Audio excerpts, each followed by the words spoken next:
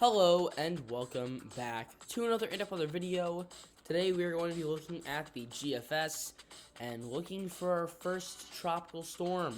Now, yesterday we talked about the first tropical wave of the year, and although that is exciting, it has a low chance of development, so it is very, very unlikely that we actually see a tropical storm out of that tropical wave. But that doesn't mean that we're not going to be seeing a tropical storm in the near future. Now, right now we have a coastal low in the Atlantic, gonna remain pretty much subtropical. Doubt that it'll become a tropical storm.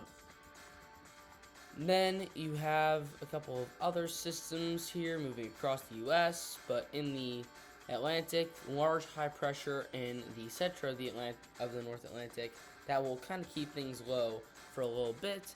But as we start to move toward the 20th, we see a wave of moisture in Central America, and we start to see something organized from that. You can see here a low pressure, 1,008 millibars.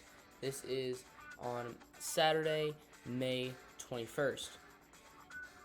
Now, as this continues to move north, we could see some development starting around Cuba and up near Florida, but at this point, it is very, very not strong, but it's not strong enough to the point where it could be named.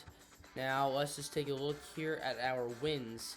Now, usually for a tropical storm to form, we want the winds to be in those greens to yellows, and we kind of just see them in the blues at this point. Now, it is dark blue, which is closing in on 35 miles an hour, but that is more tropical depression strength than it is tropical storm strength.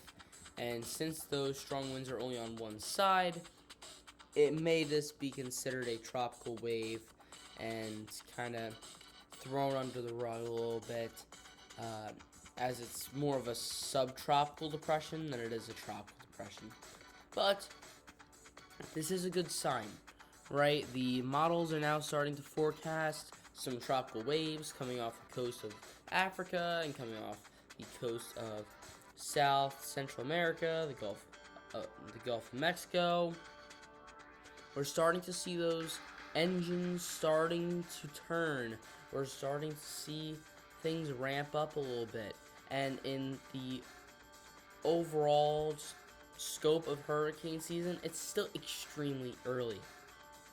So just because, even if things start off slow, 2017 started off extremely slow, and then it started to pick up later into the hurricane season.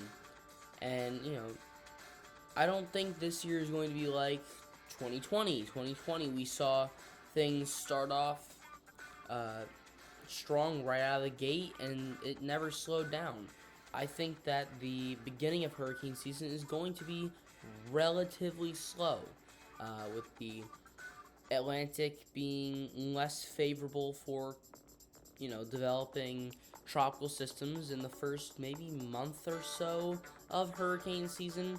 But once we hit July, August, September, the main time when tropical storms and hurricanes actually form, I think we should be right on track for just above average, maybe a little bit into that well above average range, but nothing hyperactive.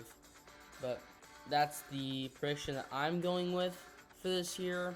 I think it's going to be right around that 21 to 25 named storms. And, with that being said, most of those will probably come August, September timeframe, when that El Nino that ENSO is neutral. So we don't have, huge, differences in temperatures across the Atlantic. We'll see more development then. But good sign. And as we continue to move towards May 15th, which is when the National Hurricane Center starts to issue the tropical updates every day, and June 1st, which is the meteorological start to summer, as well as the beginning of hurricane season. This is a good sign moving toward those two important dates. But that is all I have for today. If you found this video informative, consider leaving a like, subscribing, and hitting the bell, especially if you want to continue to receive tropical weather updates, as I'll be posting those all throughout the summer. But that is all I have for today. Thank you guys for watching, and I'll see you guys next time.